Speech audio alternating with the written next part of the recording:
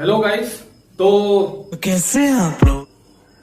अच्छे ही होंगे और मुझे पता है कि आप घर पे बैठ करके थोड़ा बोर भी हो रहे होंगे, लेकिन चलिए कोई बात नहीं है। हम इंतजार कर लेंगे और तब तक तो हमें घर पे ही बैठना पड़ेगा ना, जब तक कि ये हमारा एपिडेमिक समाप्त नहीं हो जाता है। तो आज हम लॉस्ट स्प्रिंग पढ़ने वाले हैं और इस लॉस्ट स्प्रिंग में अनीस ने क्या क्या बताया है। It is a real story, एक रियल स्टोरी है और एक ऐसे क्षेत्र से, एक ऐसे एरिया से इसे चुन करके इस बुक में इंक्लूड किया गया है जहां पर कुछ ऐसे बच्चे हैं जो रैट पिकर्स हैं और वो कूड़ा करकटों में सामान ढूंढने का काम करते हैं और वहां से जो भी उनको मिलता है वैसे उनका लाइफ स्टाइल बदलती है और उनका जीवन यापन भी होता है, उनकी लिविंग होती है। तो उसके मद्देनजर रखते हुए हमने कुछ केस स्टडी भी पिक आउट किया है YouTube से। तो आइए देखते हैं कि वो क्या है।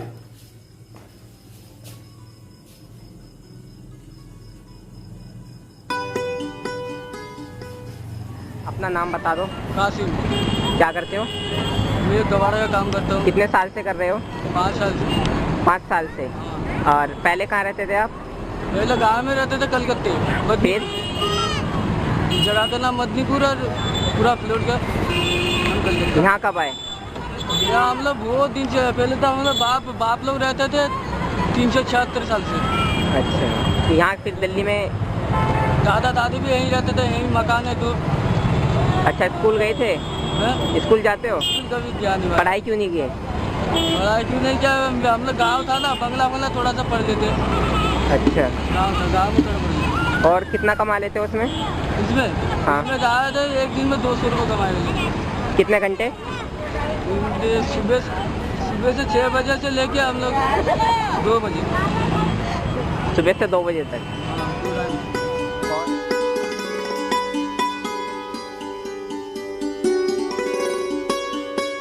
अपना नाम बताओ। आप कितने साल से काम पे यहाँ रह रहे हो? हम लोग बचपन से ही रहते हो? हाँ। घर में कौन कौन है? 3 बच्चे हैं, 2 मियाँ बीबी, सास ससुर, 2 भाई, कबाड़ा बीनते हैं। तो बच्चे क्या करते हैं? पढ़ाई करते हैं। स्कूल जाते हैं, उसके बाद? स्कूल से आके ट्यूशन देते हैं। हम अपना मेहनत करते हैं बच्चों के लिए। अच्छा, बच्चे भी करते हैं क्या? नहीं, हमारे बच्चे नहीं करते। घर का खर्च कैसे चलता है? घर का खर्च कभी एक दिन भूखा सोते हैं, जिस दिन होता खाना बनाते हैं, नहीं होता नहीं बनाते हैं। अच्छा, और राशन वगैरह? राशन हमें मिलता नहीं है। राशन कार्ड है? राशन कार्ड है नहीं। राशन कार्ड बनाने जाते हैं, कोई 2500 मांगता है, कोई 3000 मांगता है, कोई 4000 मांगता है। एक पहचान पत्र बनाने को कहते हैं, जिसे जो मुखबर है वो कहता 2-2500 रुपये पैसे लेके खा जाता, बना के देता नहीं है। अच्छा, और क्या क्या परेशानियाँ आती है आपको यहाँ पर? हमारे यहाँ पानी नहीं है, पानी का समस्या ज़्यादा है। अब हम दिन में सुबह जाते 6 बजे काम से, आते 4-5 बजे। पानी हमें तभी मिलता है, टैंकर आती है, एक गाड़ी लड़ाई होती है आए दिन, पूरा नहीं होता पानी में। और सरकार मदद नहीं करती है आपकी? सरकार कुछ मदद नहीं करती हमारे। अगर हम कोई मकान बनाते, पुलिस वाले आके कहते ये मकान क्यों बना रहे, 2-5 रुपये। तो स्टूडेंट्स, अभी हमने 2 केस स्टडी को देखा है। एक कासिम जो कि दिल्ली में रहता है और एक तस्लीम, वो भी दिल्ली में ही रहती है और दोनों ही एक रैट पिकर्स का काम करते हैं। इतने गरीब है, कितने गरीब हैं आपने देखा उनके बारे में, उन्होंने जो भी अपने बारे में बताया। तो इस तरह से आप सोचिए, जस्ट फील अबाउट यू कि आप अगर उनके जगह पे होते, अगर आप उनके जगह पे होते तो आपको क्या फील होता। ये सोचने वाली बात है और मैं जरूर आपसे ये निवेदन करूंगा, ये रिक्वेस्ट करूंगा कि अगर हमारे पास कुछ टाइम हो या हमारे पास ऐसा कुछ करने के लिए कुछ अपॉर्चुनिटी प्राप्त हो तो हम जरूर उन बेचारे गरीब लोगों की हेल्प करेंगे, मदद करेंगे। तो स्टूडेंट्स, आपने देख ही लिया इन 2 बच्चों को, आलम और तस्लीम को। यही हमारे समाज की दूसरी पहलू है और यही जो जिंदगी है बच्चों की, ये हमारे समाज की एक हार्श रियलिटी भी है कि हमारे समाज में दो वर्ग रहते हैं, एक उच्च वर्ग और एक निम्न वर्ग। तो उच्च वर्ग जो होते हैं वो काफ़ी संपन्न होते हैं और वो अपनी लग्जरियस लाइफ को जीते हैं, लेकिन दूसरी तरफ ये जो निम्न वर्ग के लोग होते हैं इनकी लाइफ काफ़ी दयनीय होती है, बदतर होती है, कष्टदायक होती है। ओके, तो you may look at the screen that it is our title of the lesson, Lost Spring, Stories of Stolen Childhood, written by Anees Zhang. So let us begin. What is in that lesson? First of all, we will read about the author. Anees Zhang was born in Rourkela and spent her childhood and adolescence in Hyderabad. She received her education in Hyderabad and in the United States of America. Her parents were both writers. Anees Zhang began her career as a writer in India. She has been an editor and columnist for major newspapers in India and abroad, and has authored several books. The following is an excerpt from her book titled Lost Spring, Stories of a Stolen Childhood. Here, she analyzes the grinding poverty and traditions which condemn these children to a life of exploitation. And now, we have next page on the screen about the title. Spring is the season of optimism and hope. Spring is the metaphor for childhood stage in a persons life. जैसे कि आपको पता है कि spring का जो season होता है, जिसे हम बसंत ऋतु भी कहते हैं, वो फुल ऑफ ऑप्टिमिज्म होता है, फुल ऑफ होप होता है, फुल ऑफ एनर्जी होता है। एंड सपोज दैट कि आप इसमें से ये तीनों चीज निकाल देते हो, यानी कि होप, ऑप्टिमिज्म और एनर्जी, तो क्या वो सीजन स्प्रिंग का सीजन रह जाएगा? आंसर क्या होगा? नहीं। ठीक उसी तरह it is a metaphor for the childhood stage. जो स्प्रिंग है इसको डायरेक्ट कंपेयर किया गया है चाइल्डहुड से, जो बच्चों का जीवन होता है, स्टेज होता है। तो ठीक ऐसे ही बच्चों के जीवन में क्या क्या होता है? They will full of energy, full of hope and full of optimism. ये सारे चीज होते हैं तो जाकर को बच्चे कहलाते हैं। अगर इन तीन चीजों को उनके जीवन में से निकाल दिया जाए तो वो बच्चे नहीं रह जाएंगे। From birth till late childhood, life for every child is almost the beginning of a bright and a shiny future. अब चाहे वो बच्चा जन्म से लेकर के या लेट चाइल्डहुड तक का हो, लाइफ फॉर एवरी चाइल्ड, प्रत्येक बच्चे का जो जीवन होता है लगभग एक ब्राइट फ्यूचर और शाइनी फ्यूचर शुरुआत को दर्शाता है, प्रेजेंट करता है। और उसके बाद क्या होता है? उसके बाद उनके कंधों पे जिम्मेदारी आ जाती है और उसके बाद वो बच्चे नहीं रह जाते हैं। They got matured to earn money for his और her livelihood and to make their family run. It's featured by innocence, physical stamina and vitality, tremendous urge for the outdoors and a tremendous appetite for fun and play. तो हम यहाँ भी देखते हैं कि जो बचपन होता है उसमें क्या क्या चीजें होती हैं। वो एक जो बच्चा होता है इनोसेंट होता है, उनके शरीर में फिजिकल स्टेमिना यानी कि एनर्जी जो होती है काफी होती है और वो बाहर जाने के लिए बेताब रहते हैं। आप इस टाइम की जो एरा चल रहा है, ये कोरोना का जो एरा चल रहा है, आप घरों में बंद हो, जस्ट फील तो करो, आपको बाहर जाने का मन कर रहा होगा, आपको स्कूल में आने का भी मन कर रहा होगा कि कब स्कूल खुलता, कब मैं वहां जाता और मैं अपने दोस्तों के साथ मिलता, उनके साथ खेलता, मजे करता, पढ़ता लिखता, साथ में समय बिताता। तो ये जो समय होता है चाइल्डहुड का, एक ट्रेमेंडस में बहुत ज्यादा ये फन का, प्ले का, जो बच्चे होते भूखे होते हैं। Activities have no limits, it is also the stage for gaining skill and knowledge. और तो और उनके अंदर एक तरह की एक भूख होती है कि वो ज्यादा से ज्यादा स्किल गेन करें, नॉलेज गेन करें, इंफॉर्मेशन गेन करें, वो लर्न करें स्कूल जाकर के, learning and going to school. The lost spring by Anees Jung is an expression of national shame of children condemned to poverty and the life of exploitation.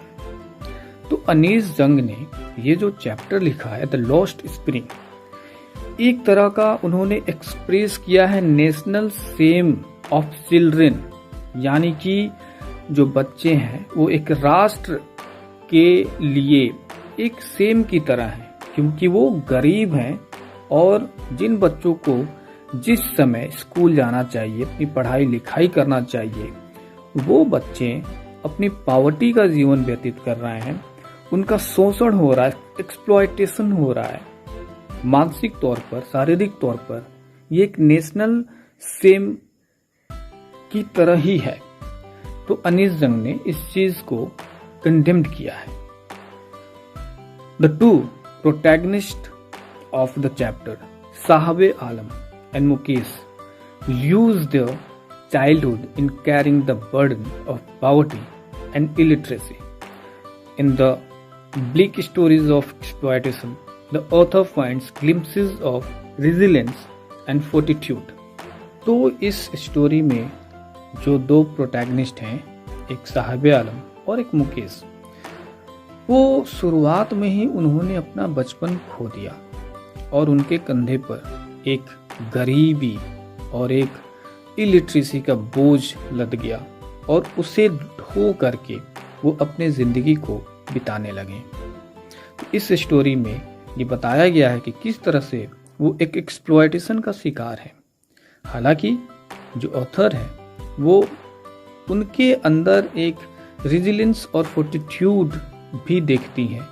Resilience means होता है लचीलापन और fortitude means होता है धैर्य, यानी कि वो अपने काम बड़े धैर्य से करते हैं और उनके अंदर भी एक होप होता है कि वो भी पढ़ते लिखते हैं, स्कूल जाते हैं और उन्हें ये काम नहीं करना पड़ता। ओके स्टूडेंट्स, तो अब हम इस चैप्टर की शुरुआत करते हैं। ये दो पार्ट में है। तो फर्स्ट पार्ट में हम देखेंगे कि sometimes I find a rupee in the garbage. तो चलिए पढ़ते हैं। Why do you do this? I ask Saheb whom I encounter every morning scrounging for gold in the garbage dumps of my neighborhood. तुम ये सब क्यों करते हो?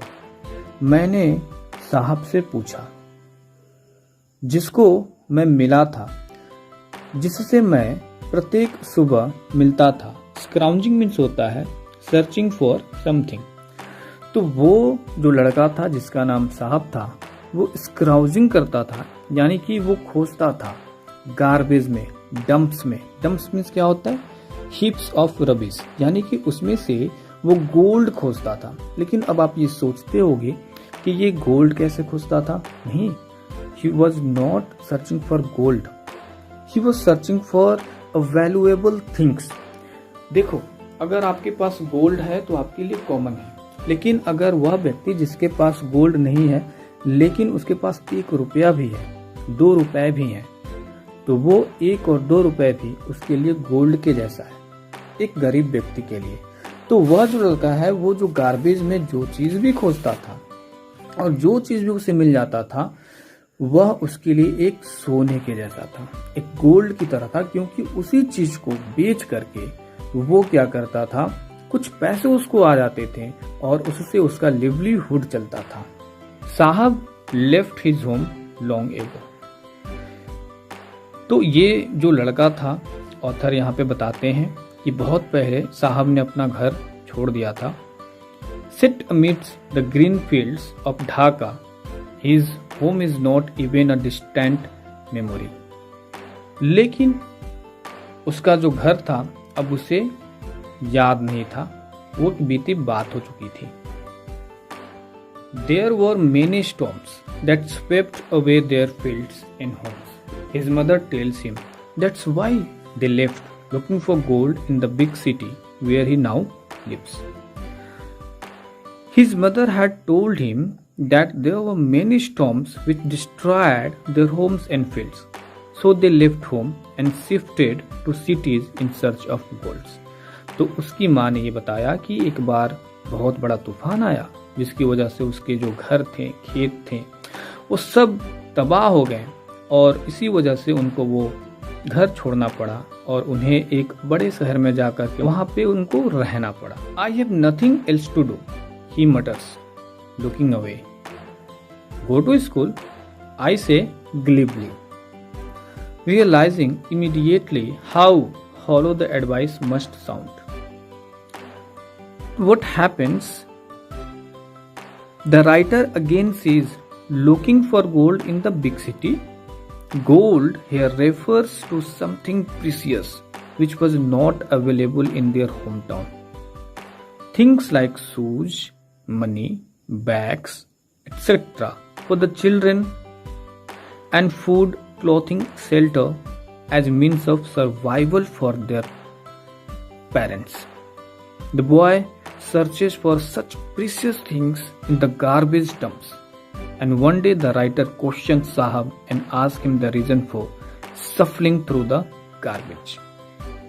तो इस तरह से जब राइटर उनसे पूछती है कि आप ऐसा क्यों करते हो, तो धीरे से जवाब देता है कि मेरे पास कुछ करने को नहीं है। उन्होंने कहा तो ठीक है, स्कूल जाओ। ग्लिबलिंग होता है विदाउट केयरिंग, मीन्स कि बिल्कुल ये नहीं समझते हुए कि वो लड़का स्कूल कैसे जाएगा, उसके पास पैसे नहीं है, कितना गरीब है वो। तो उन्होंने ऐसे ही बोल दिया तो स्कूल जाओ। लेकिन बाद में उनको रियलाइज होता है कि उनका जो एडवाइस था वो कितना हॉलो था, यानी कितना बेकार था। ऐसा उन्हें बिल्कुल नहीं कहना चाहिए था। There is no school in my neighbourhood when they be. तब साहब कहता है कि मेरे नेबरहुड में कोई स्कूल नहीं है, अगर वो बना देते हैं तो मैं स्कूल जरूर जाऊंगा। If I start A school will you come, I ask half joking. तो यहाँ पे ऑथर लड़के से पूछती है कि अगर मैं एक स्कूल खोल दूं तो क्या तुम पढ़ने आओगे? थोड़ा सा मजाक करते हुए वो पूछती है। Yes, he says smiling broadly. तो स्माइल करते हुए जो साहब है वो ये कहता है हाँ बिल्कुल, क्यों नहीं, अगर स्कूल खुल जाता है तो मैं जरूर पढ़ने आऊंगा। A few days later I see him running up to me. Is your school ready? हालांकि जो ऑथर हैं वो जब एक बार रास्ते से जा रही थी तो देखती हैं कि वो लड़का, वो साहब उनके पास दौड़ता हुआ आया और आते ही पूछा आपका स्कूल क्या बन गया, क्या वो तैयार है? Longer to build a school, I say, embarrassed at having made a promise that was not meant. But promises like mine abound in every corner of his bleak world. So here the writer replied that it takes a lot of time to build a school, and she felt ashamed at making a false promise. She had said this as a joke and had never intended to open a school. So she felt ashamed of herself. Sahab was not hurt because he was used to such false promises as they existed in large numbers in his empty world. He was surrounded by such false promises made by everyone around him. His world was empty as no promise made to Sahab was ever fulfilled. तो इस तरह से जब साहब वो पूछता है कि क्या आपका स्कूल खुल गया, तो ऑथर कहती हैं कि स्कूल को बनाने में काफ़ी टाइम लगता है, लेकिन वो थोड़ा सा झिझक महसूस करती हैं। झिझक इस बात का महसूस करती हैं कि उन्होंने साहब से एक फॉल्स प्रॉमिस, एक छोटा वादा किया कि वो स्कूल खोलेंगी और वहाँ पर वो पढ़ने आएगा। लेकिन बाद में वो अपने उस स्टेटमेंट को भी बदलती हैं और कहती हैं कि इस वर्ल्ड में तो प्रॉमिस हजारों लोग करते हैं लेकिन नहीं निभाते हैं, और साहब को तो आदत है, उससे कई लोग प्रॉमिस करते हैं लेकिन वो वादा निभाते नहीं है, पूरा नहीं करते हैं। After months of knowing him I ask him his name. साहब आलम, he announces he doesn't know what it means. If he knew its meaning, Lord of the universe, he would have a hard time believing it. The writer had known Sahab for a few months when she asked him his name. He replied as if she was making an announcement that his name was Sahab Alam. The writer thought that the boy didn't know the meaning of his name, and if he came to know that his name meant Lord of Universe, he would not be able to believe it. His name was opposite to his life. तो इस तरह से बहुत दिनों से साहब से author की मुलाकात होती रही थी, लेकिन ऑथर उनका नाम नहीं जानती थी। तो एक बार उन्होंने उसका नाम पूछा और उसने अपना नाम साहब आलम बताया। लेकिन ऑथर ये कहती हैं कि क्या उसको ये पता भी होगा कि उसके नाम का मतलब क्या है। साहब आलम, उसके नाम का मतलब है Lord of the universe.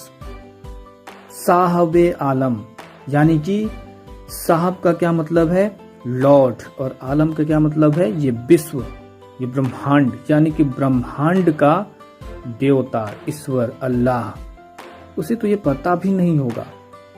He would have a hard time believing it, और अगर उसे ये पता चल जाए तो शायद ही उसे इस बात पे विश्वास होगा कि उसका नाम साहब आलम है। Unaware of what his name represents, he roams the streets with his friends, an army of barefoot boys who appear like the morning birds and disappear at noon. Over the months, I have come to recognize each of them. So he went around the streets with a group of friends. It was like an army of boys who didn't wear any footwear. They appeared in the morning like the morning birds and disappeared at noon. The writer could recognize all of them as she had been seeing them for the past few months. तो इस तरह से अपने नाम के बारे में unaware होते हुए कि उसका नाम क्या रिप्रेजेंट करता है, फिर भी वो पूरे स्ट्रीट्स में अपने दोस्तों के साथ घूमता रहता है। और अपने दोस्तों को आर्मी ऑफ बेयरफुट कहता है क्योंकि उनके जो दोस्त थे वो बेयरफुट थे। यानी बेयरफुट मीन्स क्या होता है, यानी कि wearing nothing in the feet, अपने पैरों में कुछ भी वो नहीं पहनते थे, न चप्पल और न ही जूता। और वो मॉर्निंग में आते थे, आफ्टरनून तक, दोपहर तक वो गायब हो जाते थे। जैसे कि ठीक सुबह की चिड़िया आती हो, वो चहचहाती है, गाने गाती है और वो दोपहर तक गायब हो जाती है। तो इस तरह से पूरे मंथ तक ऐसा चलता रहा, और इस वजह से जो हमारी राइटर हैं यानी कि ऑथर हैं, उन सारे बच्चों को पहचानना शुरू कर देती हैं। Why aren't you wearing chappals? I asked one. My mother didn't bring them down from the shelf. He answers simply. So the writer asked one of them that why was he not wearing any footwear.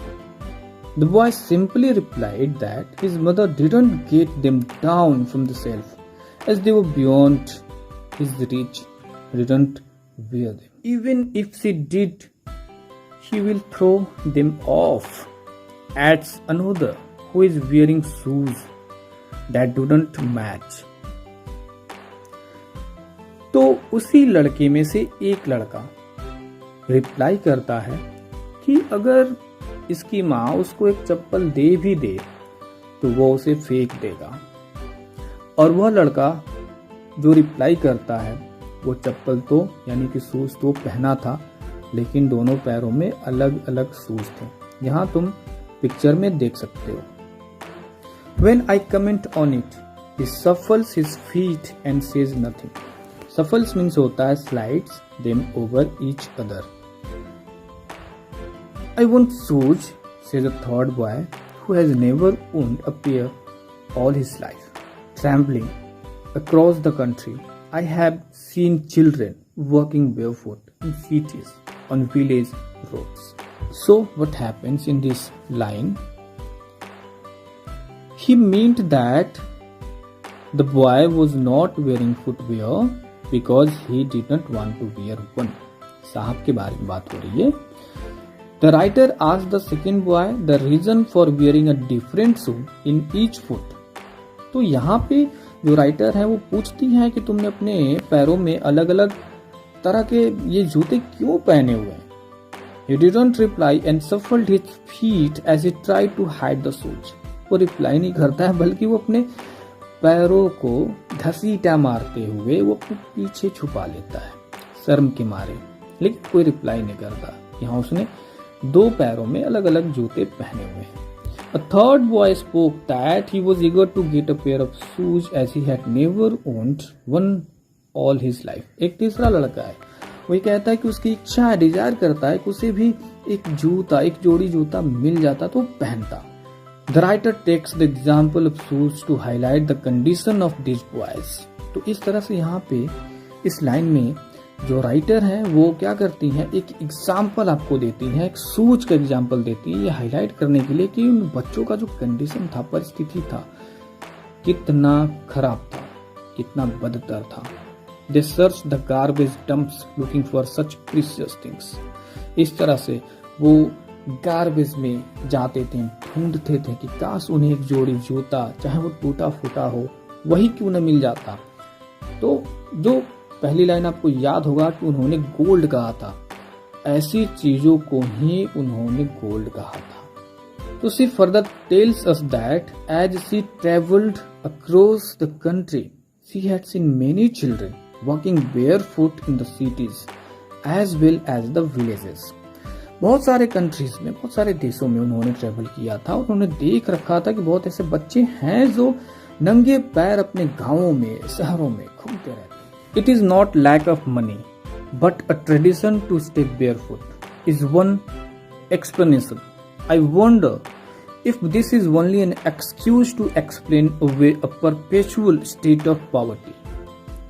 What is perpetual state of poverty? Means that never-ending condition of being poor. She further tells us that as she traveled across the country, she had seen many children walking barefoot in the cities as well as the villages. जो हमारी writer हैं वो बहुत सारे countries में travel उन्होंने किया है, बहुत सारे बच्चों को उन्होंने देखा है नंगे पैर चलते हुए विलेजेस में, शहरों में। And the reason that they were barefoot not due to lack of money. और वो ये बोलते हैं कि वो नंगे पैर चल रहे हैं तो इसका मतलब ये नहीं है कि उनके पास पैसा नहीं है टू बाय फुटवेयर, जूते खरीदने के लिए। But being barefoot was a tradition for them. नंगे पैर चलना उनके लिए क्या था? ट्रेडिशन था, एक परंपरा था। The writer wondered and concluded that the reason of it being a tradition was a mere excuse to hide the fact that they were so poor that they couldn't afford footwear. तो इस तरह से जो writer है वो हैरान है और कंक्लूड करती हैं the reason of it being a tradition, कि उनकी ये जो परंपरा होने का जो कारण है वो बताते हैं कि हमारी परंपरा है, ट्रेडिशन है, वाज अ मियर एक्सक्यूज। ये बस एक्सक्यूज था, क्या करने के लिए? To hide the fact that they were so poor, ये तथ्य छिपाने के लिए कोई इतने ज्यादा गरीब थे that they couldn't afford footwear, कि वो जूते भी नहीं खरीद। I remember a story, a man from Udupi once told me as a young boy he would go to school past an old temple where his father was a priest. अब यहाँ पे जो राइटर हैं वो याद करती हैं, writer narrates a story told to her by a man from Udupi. Udupi is a town in Karnataka. आपको पता होना चाहिए कि उडुपी जो है कर्नाटक में एक शहर का नाम है. तो वो क्या कहती हैं कि when he was a young boy, he would walk to his school. वो जो लड़का था जब वो यंग था तो वो स्कूल जाया करता था. And on the way he would cross a temple where his father worked as a priest. और रास्ते में उसे एक मंदिर पड़ता था जहां पर उसके पिता जो थे, फादर थे, वहां पे एक प्रिस्ट थे, एक पुजारी थे. He would stop briefly at the temple and pray for a pair of shoes. 30 years later, I visited his town and the temple, which was now drowned in an air of desolation. In the backyard where lived the new priest, there were red and white plastic chairs. So after 30 years, the writer visited the town and the temple. Now the place was nearly empty. The new priest lived in the backyard of the temple. 30 वर्ष के बाद जब writer उस town को visit करता है तो वो क्या देखता है कि वो जो प्लेस है लगभग खाली हो चुका था. अब वो जो नया पुजारी था उस मंदिर के पीछे रहता था. And plastic chairs in red and white colors were kept there. और वहां पे प्लास्टिक के चेयर्स वहां रखे हुए थे जो कि रेड और सफेद. A young boy dressed in a grey uniform, wearing socks and shoes, arrived panting and threw his school bag on folding bed. What happens? A young boy came running. He was wearing grey colored school uniform, socks and shoes. He had a school bag hung on his shoulders and he threw it on the bed and ran. Looking at the boy, I remembered the prayer another boy had made to the goddess when he had finally got a pair of shoes. Let me never lose them. The goddess had granted his prayer. Young boys like the son of the priest now wore shoes, but many others like the rag pickers in my neighborhood remain shoeless. So the writer wants to say that the financial position of the priest at the temple had improved over the last 30 years. तो इस तरह से जो writer है वो ये कहना चाहता है कि आर्थिक स्थिति उस पुजारी की 30 वर्षों में काफी सुधर गई थी जब वो दोबारा उस टेम्पल को विजिट करता है 30 वर्ष के बाद. And now he could afford shoes for this children. और वो अपने बच्चों के लिए शूज खरीदने में बिल्कुल सक्षम था. She was reminded of another boy who got a pair of shoes. और अचानक से उन्हें याद आ जाता है उस लड़के के बारे में जिसने अपना शूज पा लिया था. He prayed to the goddess that he may never lose the shoes that he had got. और वो जो लड़का है वो देवी से ये प्रार्थना भी करता है कि वो कभी भी अपने उस जूतों को नहीं खोएगा. The goddess had granted his prayer as the boy never lost his footwear. और इस तरह से जो गॉडेस है वो उसकी प्रार्थना को सुन लेती हैं और वो लड़का जो है वो कभी भी अपने जूतों को नहीं खोता. And this shows us that the underprivileged value anything that they get because they have been longing for it. My acquaintance with the barefoot rag pickers leads me to Simapuri, a place on the periphery of Delhi, yet miles away from it, metaphorically.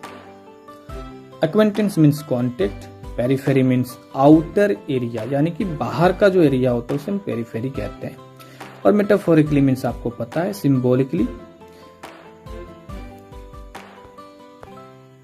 So the writer describes the area where this rag pickers boys live. तो writer उस area को describe करता है जहां पर वो जो rag pickers हैं वो रहते हैं. ये सीमापुरी का एक जगह है जो कि दिल्ली के आउटर एरिया पर स्थित है. पेरिफेरी मीन्स आउटर एरिया पर स्थित है, लगभग 1 मील जब से अधिक की दूरी पे. Those who live here are squatters who came from Bangladesh back in 1971. Sahab's family is among them. Simapuri was then a wilderness. It still is, but it is not longer empty. In structures of mud with roofs of tin and tarpaulin, devoid of sewage, drainage or running water, live 10,000 rag pickers. यहाँ पे आपको एक figure मैं दिखाता हूँ। ये देखिए, ये जगह है सीमापुरी का, और यहाँ देखिए कैसे ये जो बच्चे हैं वो आए हैं और सामान को वो यानी कि इस गार्बेज में से एक गोल्ड को, जो वैल्यूएबल प्रीशियस थिंग्स है, उसको पिक आउट कर रहे हैं। So here the writer described the area where these rag pickers boys live. Simapuri, located on the outskirts of Delhi, was very different from the capital of the country. In 1971, when these rag pickers had migrated from Bangladesh, the area had been wasteland. Simapuri was still a wasteland. Wasteland मतलब कि वो जगह जहाँ पर garbage को dump किया जाता है। So Simapuri was still a wasteland, but now it was not empty, and almost 10,000 rag pickers lived there in structures made of mud with roofs made of thin sheets of tin or plastic material called tarpaulin. And there was no sewage, drainage or running water facility in Simapuri. They lived in unhygienic conditions. It was a piece of wasteland where the garbage of the city was collected. These people had started living there. They have lived here for more than 30 years without an identity, without permits, but with ration cards that get their names on voter slates and enable them to buy grain. The rag pickers had been living illegally in Simapuri for the last 30 years. तो लगभग 30 वर्षों से वो rag picker Seemapuri में रहते थे. They have occupied the area without government permission or ownership. The politicians of the area have provided them ration cards and voter identity cards. They got grocery for their family through these ration cards, and in return they cast their votes in favor of the politician who had helped them. Food is more important for survival than an identity. If at the end of the day we can feed our families and go to bed without an aching stomach, we would rather live here than in the fields that gave us no grain. Guys, these lines are very, very important.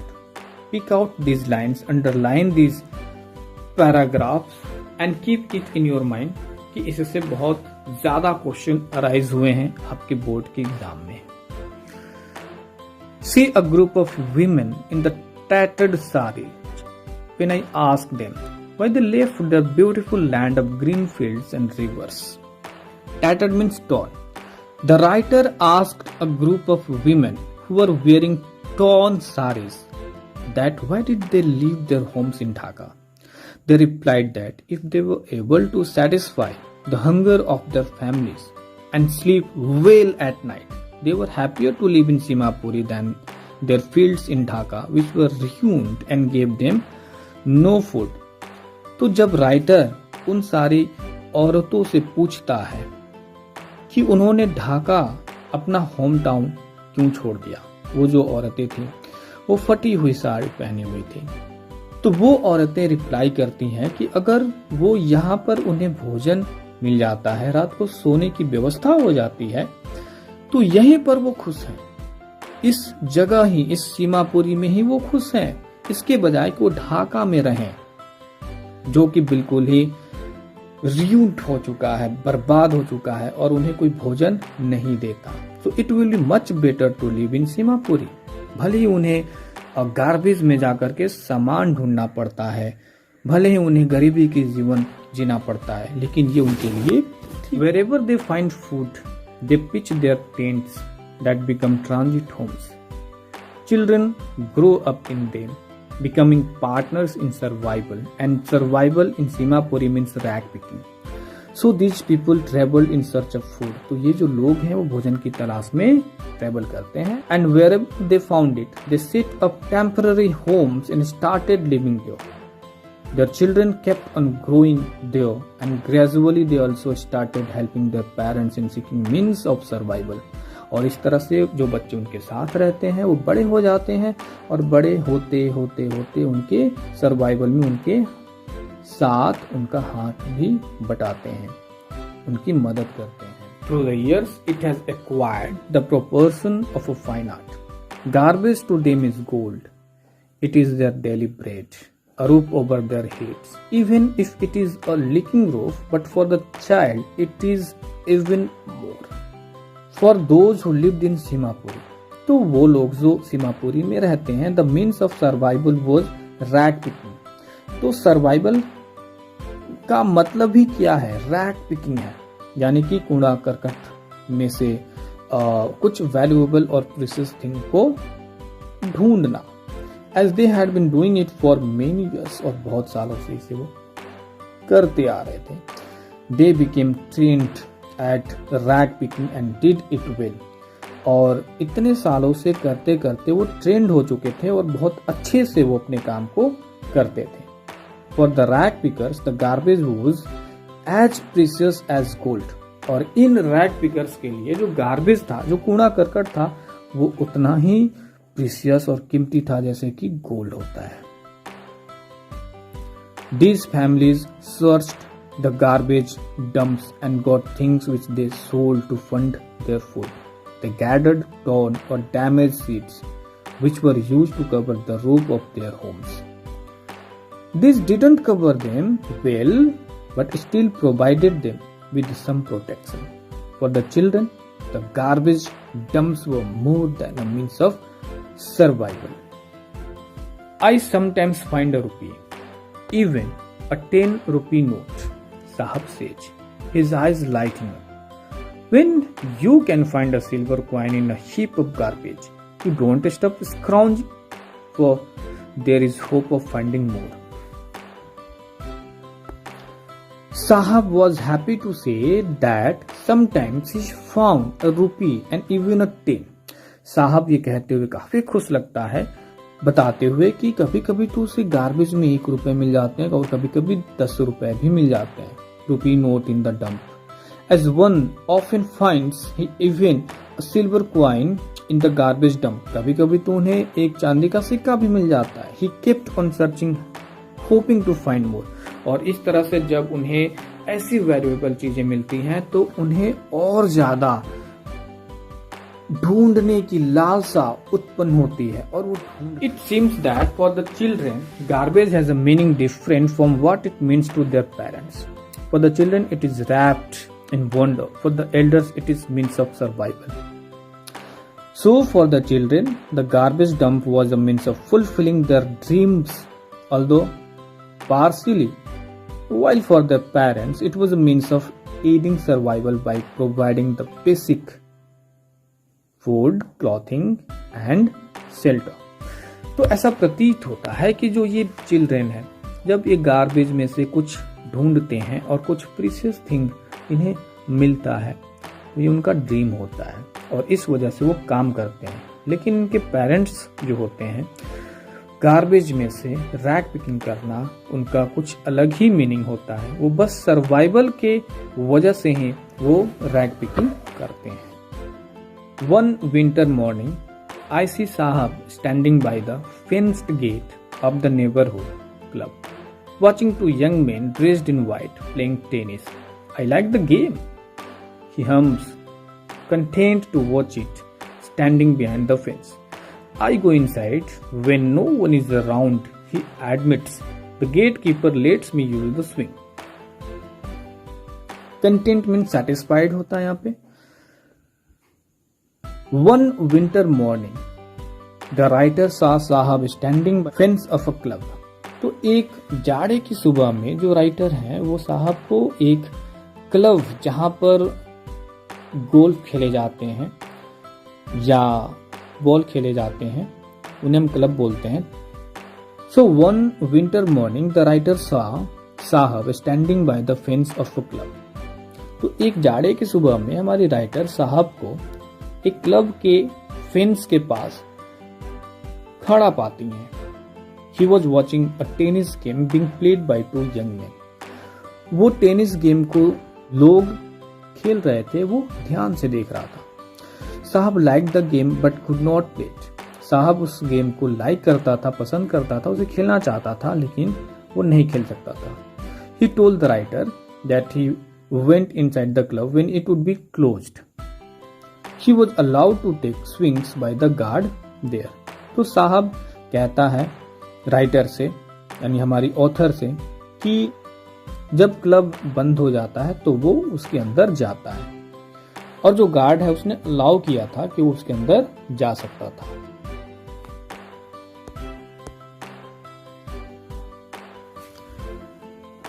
Sahab too is wearing tennis shoes that look strange over his discolored shirts and shorts. अब जो साहब था उसने भी एक tennis shoes पहना हुआ था, और जो टेनिस शूज उसने पहना हुआ था, राइटर वो देखती हैं कि they didn't look appropriate with his dress which was worn out and had faded. जिस ड्रेस के साथ उसने उस शूज को पहना था उससे वो मैच नहीं कर रहा था। Someone gave them to me, he says in the manner of an explanation. The fact that they are discarded shoes of some rich boy who perhaps refused to wear them because of a hole in one of them doesn't bother him. Discarded means thrown away, bother means worry. तो अब यहाँ पे क्या होता है? He told the writer in an attempt to justify himself that someone gave him the shoes, कि किसी ने उसको वो जूते दिए थे। She however figured out that he had got them from a garbage dump. हालांकि जो हमारी राइटर है वो ये सोचती हैं कि शायद ये जूते उसने किसी गार्बेज से पाया होगा। They must have been thrown away by a boy from a rich family as he didn't want to wear them anymore. ये जूते किसी अमीर आदमी के किसी बेटे ने उसको फेंक दिया होगा क्योंकि वो उसे पहनना नहीं चाहता होगा, क्योंकि उस जूते के अंदर छेद होगा। And probably they had a hole or two in them due to which he didn't want to wear them. On the contrary, Sahab was not bothered by this fact and had no problem wearing them as he could not afford anything better than that. हालांकि वो जो छेद था वो साहब को परेशान नहीं करता था, क्योंकि उसको पता था कि इससे ज्यादा अच्छा जूता उसे और कहीं नहीं मिल सकता था। For one who has walked barefoot, even shoes with a hole is a dream come true. But the game he is watching so intently is out of his reach. This morning, Sahab is on his way to the milk booth. In his hand is a steel canister. I now work in a tea stall down the road, he says, pointing in the distance. I am paid 800 rupees and all my meals. One morning, the writer met Sahab, who was on his way to milk booth. He was holding a steel container. He told her that he had got a job at a nearby tea stall. एक सुबह writer फिर से साहब को मिलती है। वो अपने रास्ते में था, वो एक मिल्क बोट की तरफ जा रहा था जहाँ पे दूध बेचे जाते हैं, खरीदे जाते हैं, और उसने अपने हाथ में एक स्टील कंटेनर को पकड़ा हुआ था। वो कहता है कि he would earn 800 rupees a month and get meals too. कहता है कि वो महीने का 800 रुपए भी कमा रहा है। उसने वहां पे जॉब ले लिया है, उसे जॉब मिल गया है एक टी स्टॉल पे, और वो महीने के 800 रुपए कमा। Does he like the job? I ask. His face, I see, has lost the carefree look. The steel canister seems heavier than the plastic bag he would carry so lightly over his shoulder. ये line भी बहुत important है, इसको भी आप underline कर लेंगे। The bag was his. The canister belongs to the man who owns the tea shop. Sahab is no longer his own master. तो क्या होता है? The writer asked him if he liked the job. Writer उसे पूछता है कि क्या उसे जॉब पसंद आया, क्या उस जॉब को पसंद करता है कि चाय की दुकान पे काम करना। As she could see that he had lost the carefree look. As now Sahab was working for someone else and was carrying his master container. वो इसलिए कहती है कि अब वो किसी दूसरे के अंडर काम कर रहा था और उसने अपने हाथों में उस मालिक के कंटेनर को, केतली को, जिसमें चाय भरा जाता है। He was burdened with responsibility. अब उसके पास जिम्मेदारी आ गई थी और उसी जिम्मेदारी की वजह से वो उस काम को कर रहा था। Earlier, as a rag picker, Sahab would carry his own bag and was his own master. उसके पास ये जॉब नहीं था तो वो अपने हाथ में अपना बैग कैरी करता था, वो अपने जिंदगी का मालिक था, दूसरे की वो सेवा नहीं करता था, वो गुलामी नहीं करता था। Now he was no longer his own master, लेकिन अब वो अपना ही मालिक नहीं रह गया था। ओके स्टूडेंट्स, तो हमारा ये पार्ट 1 खत्म हो गया और अगले वीडियो में हम इसके दूसरे पार्ट को कंटिन्यू करेंगे। And at the same time I request you, if you haven't subscribed my channel, please do subscribe, like and drop your comment. Thank you very much.